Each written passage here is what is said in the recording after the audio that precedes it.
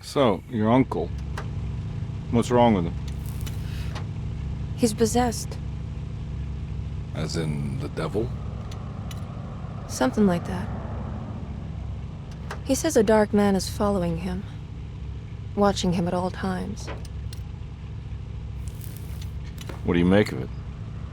It's nonsense, of course, but I'd be lying if I said it didn't bother me. You see, it runs in my family. Possession? No, Detective. Deteriorating melancholy.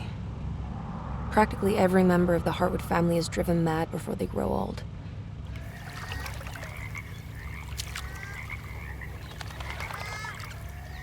But Jeremy didn't kill himself. Is that why he's at your setup? Despite being convinced that he is truly possessed, he decided to put his last chips on Dr. Gray and his psychoanalysis, figuring he might stumble upon some cure.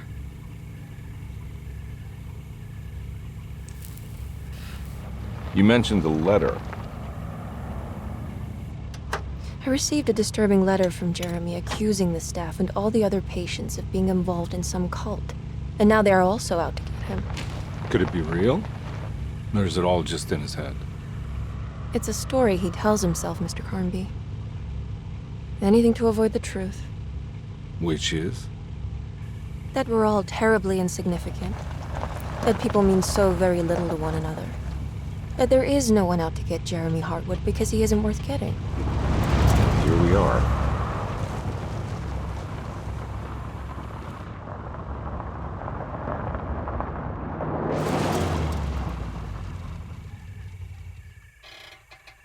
My uncle's not well, Mr. Carnby.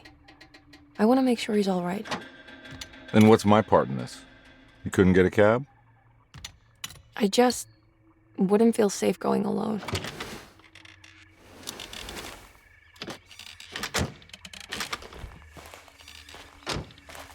Did you bring a gun? Yeah.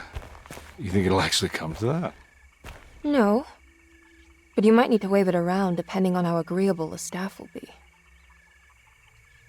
What exactly are we gonna do when we find Jeremy? I don't know. Let's just find him first.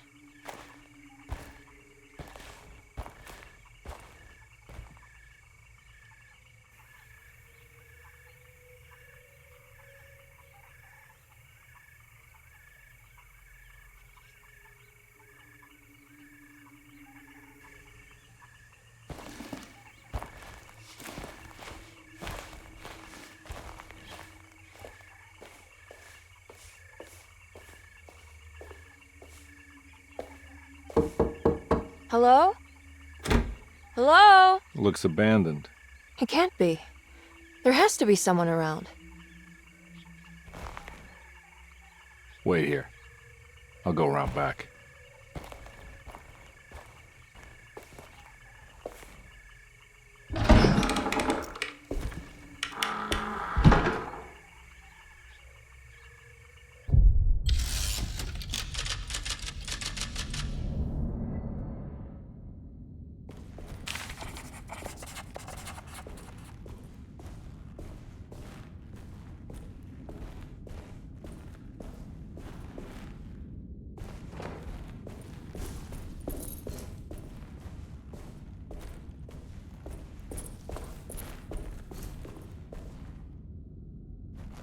Now what do we got here?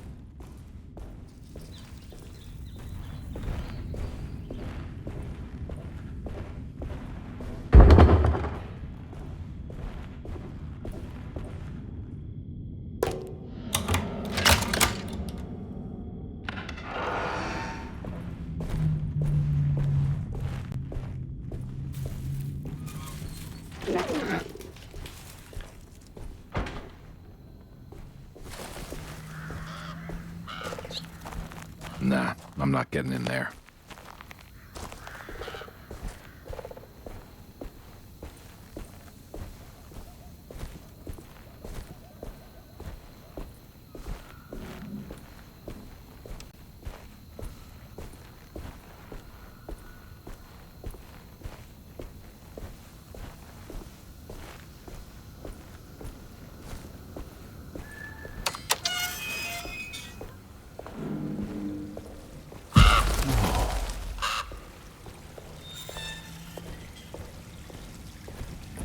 That's one big tree to fit inside a conservatory.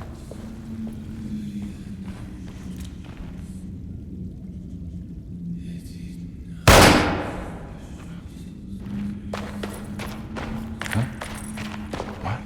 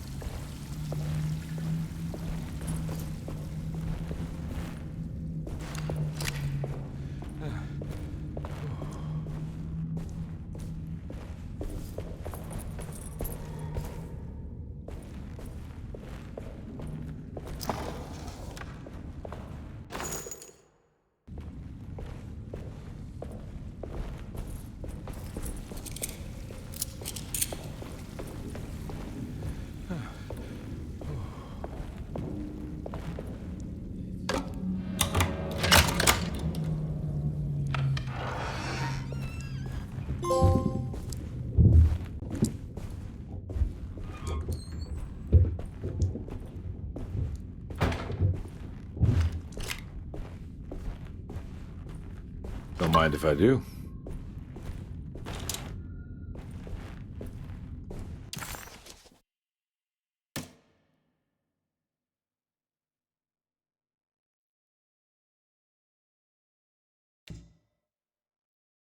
Deseto, the old plantation building, was ready to fall, but kept alive by some starry-eyed carpetbagger called Dr. Gray. Seeing how the staff couldn't even be bothered with answering the door, Detective Comby figured they would just head inside and grab Jeremy. He just needed to open the front door for Emily first, so she could talk to her uncle.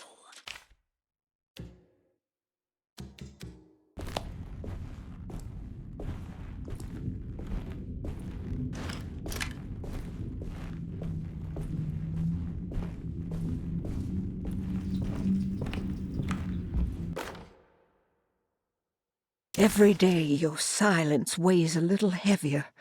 It's been a difficult year for everyone, and many have lost all hope.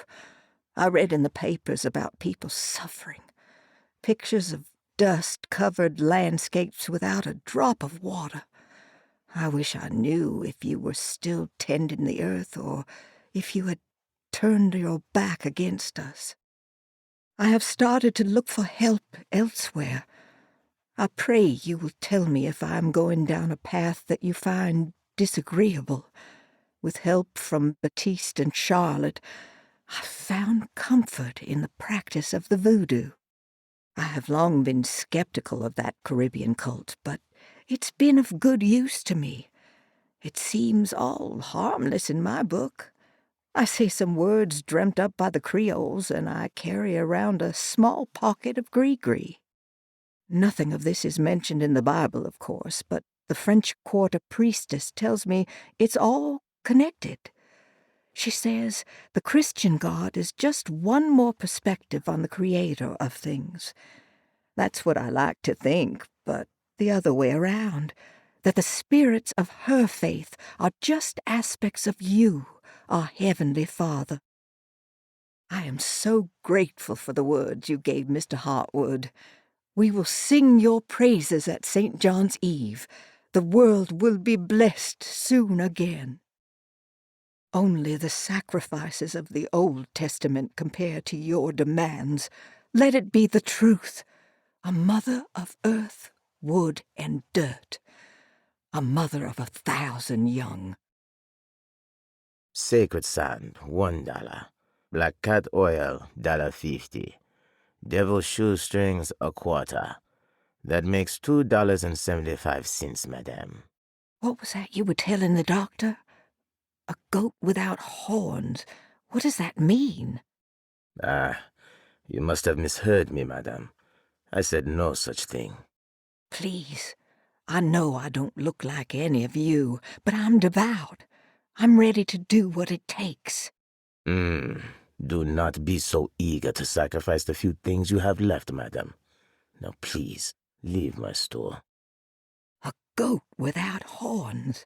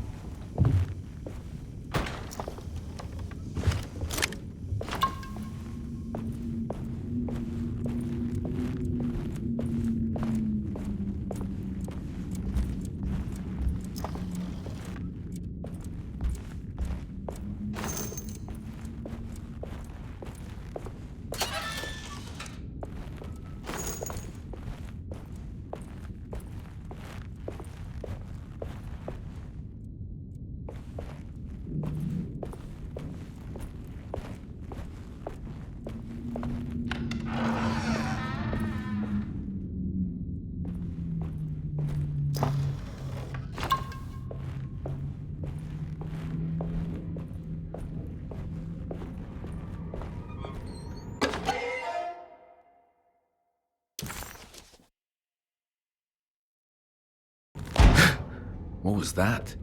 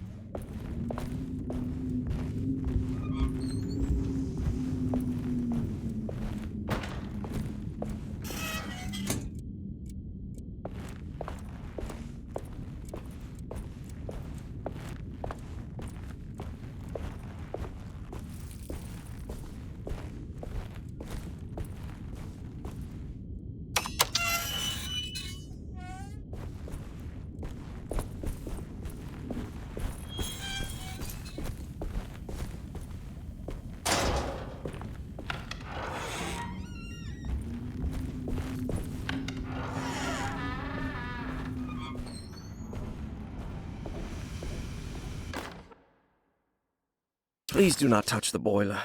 It is working after all. While the sabotage has caused a leak, only the decorative plate has been completely ruined. Let's wait for Mr. Chance to turn up and he can take a look at the leak. Mr. Waits.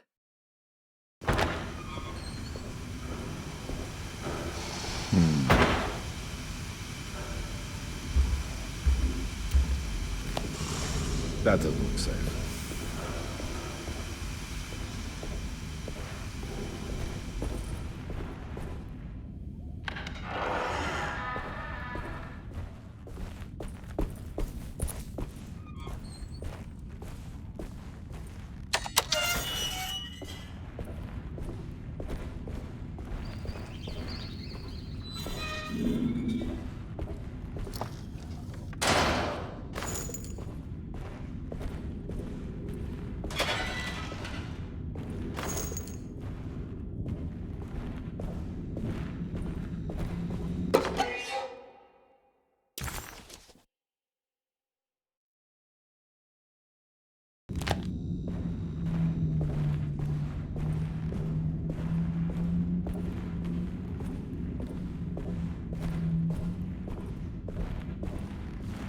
I need the key.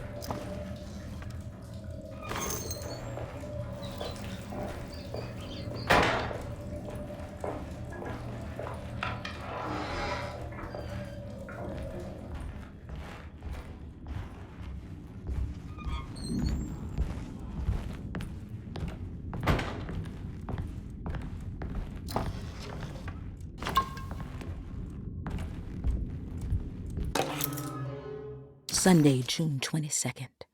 I spent all day looking for Jeremy. I should have cared for the others, but I'm scared that he will do something irreversible. Cassandra is upset that I didn't give her the latest shipment of pain medication that Waits brought from the post office yesterday.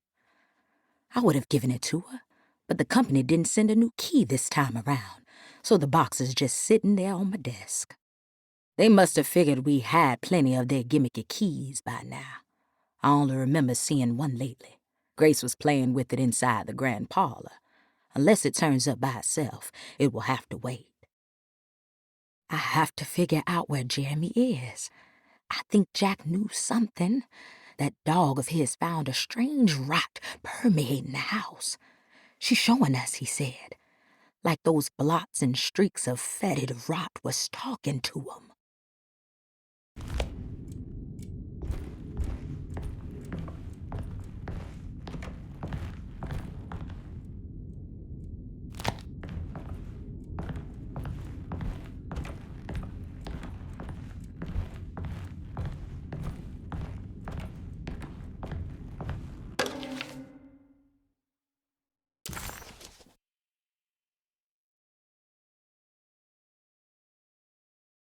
Hey.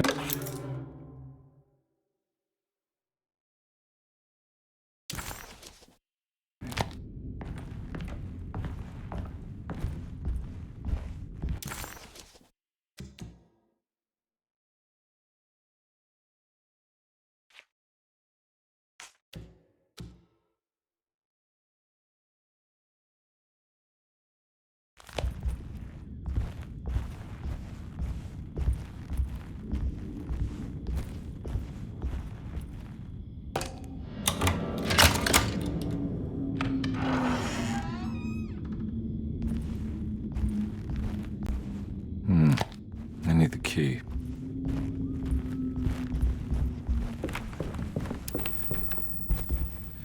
It's wedged shut.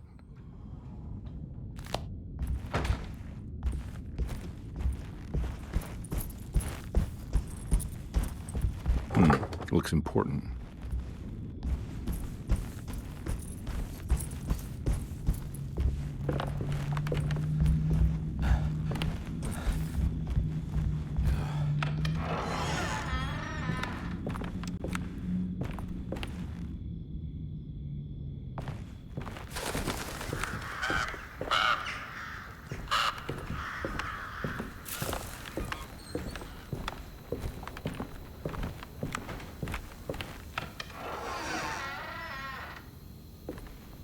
Oh.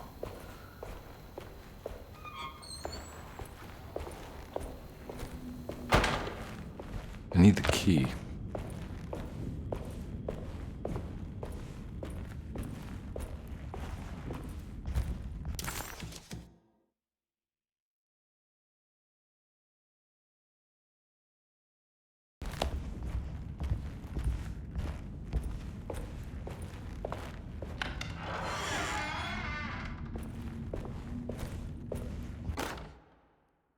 The Great Depression.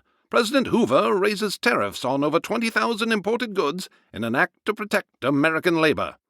Following the collapse of the Wall Street stock market on October 24 last year, American industry has suffered greatly. Thousands of companies have gone bankrupt and left a large part of the American workforce unemployed. In an attempt to turn the tide, the Smoot-Hawley Tariff Act has been signed by President Herbert Hoover. By regulating commerce with foreign countries, the government hopes to encourage the industries of the United States to compete with cheap foreign imports. Superstition on rise. New Orleans voodoo stores and spiritual mediums see increased profit during troubled times. While the market has faced hard times ever since Black Thursday of last year, voodoo doctors and snake charmers see significant rise in number of customers. With the coming Eve of St. John on the 23rd, the police expect increased cult activity around Bayou St. John, the southern shore of Lake Pontchartrain. Voodoo rituals in that area on the Eve of St. John have a long tradition reaching back to the first snake worshippers brought as slaves from West Africa. During the 19th century, its practice was popularized by the legendary Marie Laveau and has since been embraced by many of the Creoles and the surviving aristocracy of the French Quarter. Author seeks asylum. Rumors regarding author Cassandra Beauregard making Derceto her home verified. Derceto Hospital is an old plantation building on the eastern shores of Lake Pontchartrain. While often considered an asylum for the insane, residing Dr. Elmore Lee Gray prefers to think of it as a convalescent home, a place where you can go to rest. The patient list is kept secret, but thought to include many of the black sheep of wealthy families, because at Derceto, treatment does not come for free. Local author Cassandra Beauregard has now been confirmed by her own admission. She's been lauded as a powerful Creole voice and written many successful books. Lately it was reported from Hollywood that she has finished a moving picture manuscript titled Slaughter Gulch. That film is set to hit the theaters next year.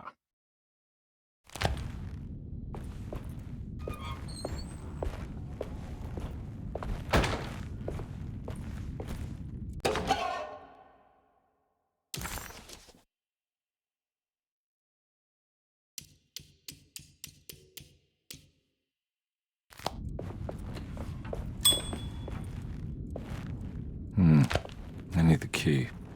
I need the key.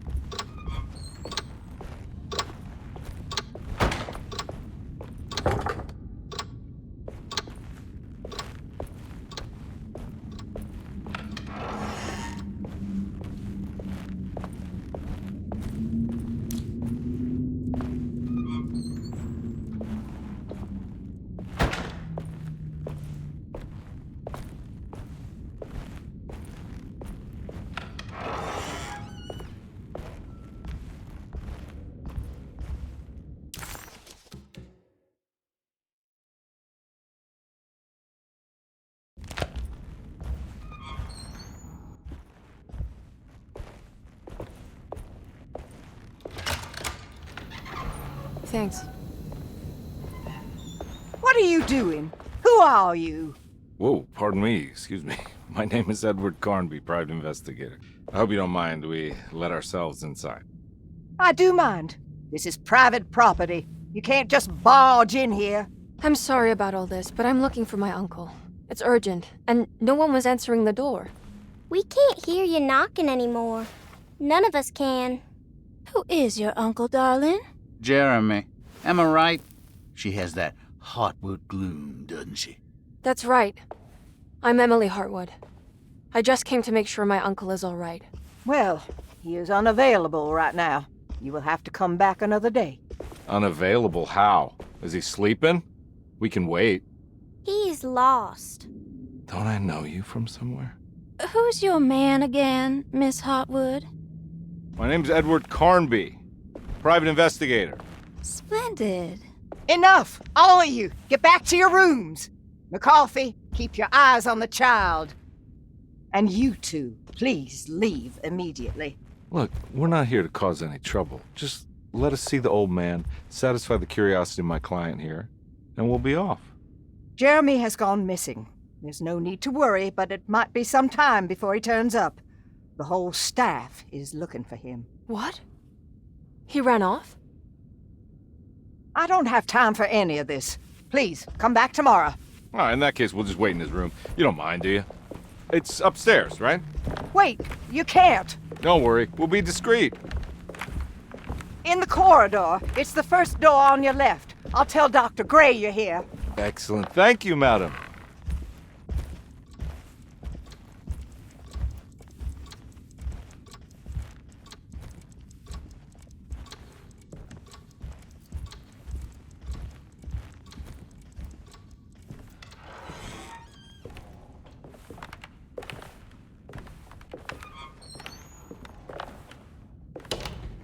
All right, here we are.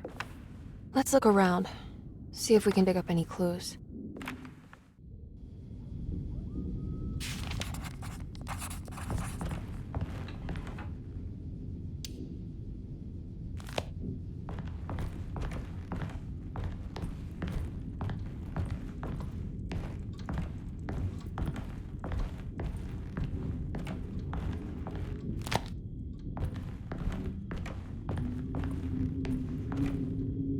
Anything important I should look out for? Did he keep a diary? Not that I know of, but it wouldn't surprise me.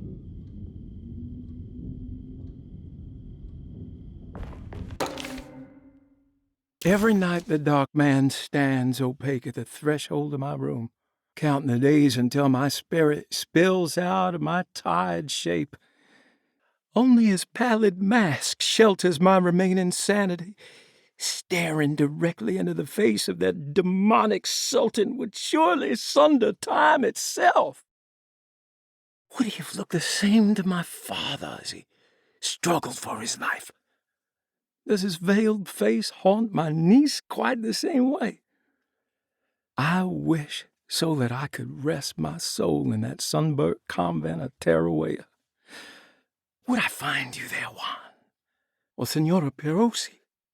Back from the beyond. Every night I hide from him, moving from one misshapen memory to another. Scenes conjured out of fantasy and delirium. Places I struggle to even paint. I wish I understood your death, Senora.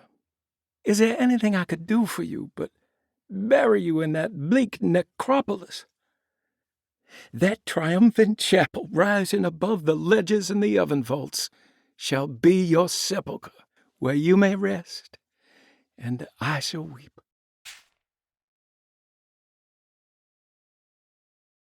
How did you first come to understand such things, Senora? How did you know that the battered boiler in the basement would lead me to Lafayette Cemetery?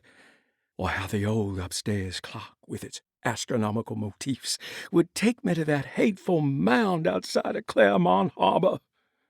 Those are my memories, my past. Is there perhaps a chance, if ever so small, for me to see Teruel? Oh, I want that more than anything. Please, let my talisman take me there. Let me sit with Juan under his Bodhi tree. Despite having sold me that talisman, Miss Jackson, the voodoo priestess, revealed none of her secrets to me. That's why I had to travel to Tonka. Instead, she cruelly told Baptiste, my caretaker, that he would be betrayed and killed in the most awful way, that the one he loved would pierce his thigh with a sharp spear, and that he would be devoured by his own mother. What a terrible thing to say. The people of Deseto were becoming dangerous. They do not understand what they are doing. I must do something to stop them. I tried talking to Dr. Gray, but he confuses my worries. He's caught up in treating me. How can he expect evil to be cured with medicine and conversation? The orderlies, the housekeeper, and the patients are all deranged. They will call upon evil to enter this world. All will be lost. Everything. Unless I can find the clerk, Mr. Waite. He seems to be a clear-thinking man. Maybe Beauregard. The dock man offered me a prison, and I accepted. I signed that miscarried contract and entered the dock pact. Everyone is safe, except for me.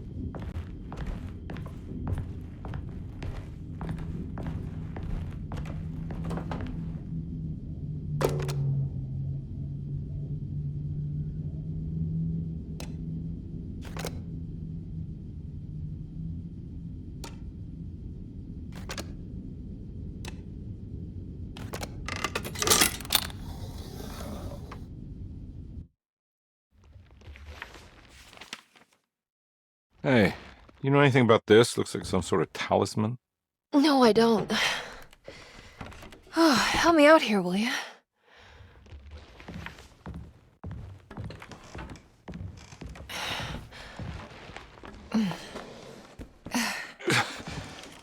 I would it kill the guy to throw some of this stuff out? I'd be crazy too if I had this much junk lying around.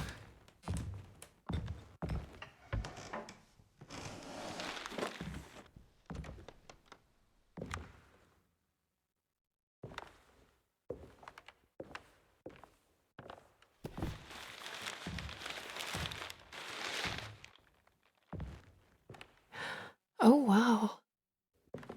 That's striking. I want to save this one.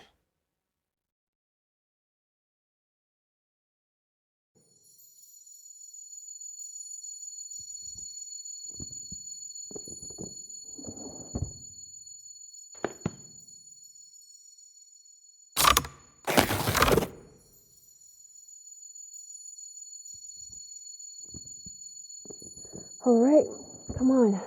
I want to go see Dr. Gray.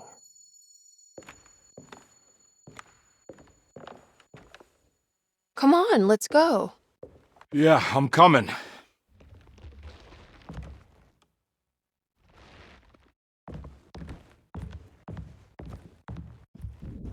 Miss Hartwood. Emily?